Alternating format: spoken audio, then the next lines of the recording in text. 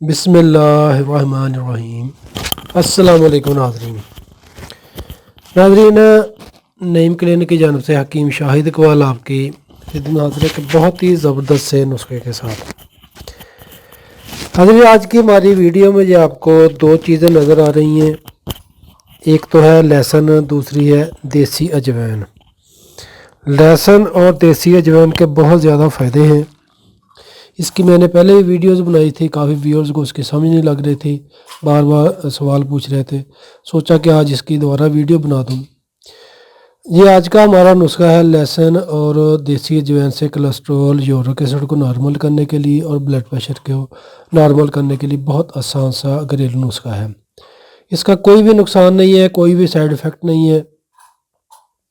سب سے پہلے آپ سے ایک ریکویسٹ ہے کہ 5 وقت کی نماز پابندی کے ساتھ پڑھا کریں، توبہ استغفار کیا کریں۔ انشاءاللہ اللہ پاک آپ کی کہہ سکتے ہیں زندگی میں جو مشکلیں وہ بھی ختم ہو جائیں گی اللہ پاک کے حکم سے، اور آخرت میں بھی آپ کے لیے آسانیاں پیدا ہوں گی۔ کرنا کچھ ہو کہ ناظرین، آپ نے اجوائن، دیسی اجوائن لینی ہے۔ اس طریقے کی جن کی دیسی اجوائن ہوتی ہے، یہ دیکھ لیں، اس کو صاف ستھرا کر لیں۔ اگر اس میں کچرا وغیرہ یا مٹی وغیرہ تو اس کو اچھے طریقے سے دھو کر دودھ میں خشک کر لیں۔ پھر آپ نے ناظرین یعنی کہ دیسی اجوائن، اگر آپ 100 گرام لیتے ہیں دیسی اجوائن، اس کو اچھے طریقے سے صاف ستھرا کرنے کے بعد باریک پیس لیں۔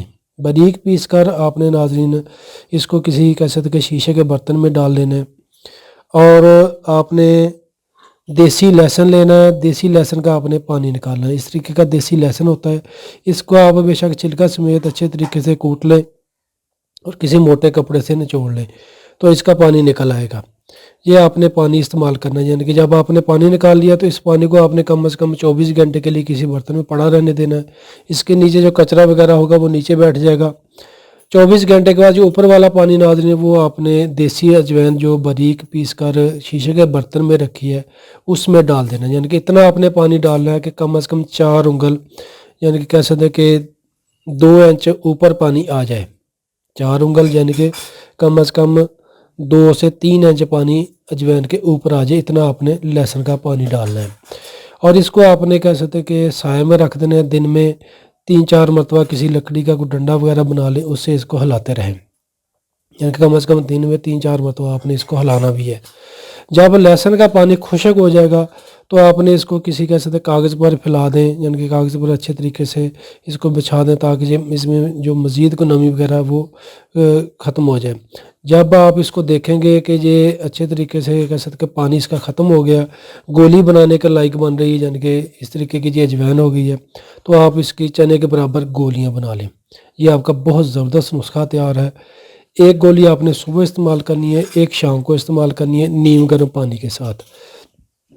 گرم چیزوں سے پرہیز کرنا ہے، یعنی کہ جو بازاری کھانے ان سے پرہیز کریں، ٹھنڈی چیزیں ان سے پرہیز کریں، تیز مرچ مسالہ جات اس سے پرہیز کریں، بڑے گوشت سے پرہیز کریں۔ صبح شام جتنی آپ واک کر سکتے کم از کم 3 سے 5 کلومیٹر صبح اور 3 سے 5 کلومیٹر شام کو تیز واک کریں۔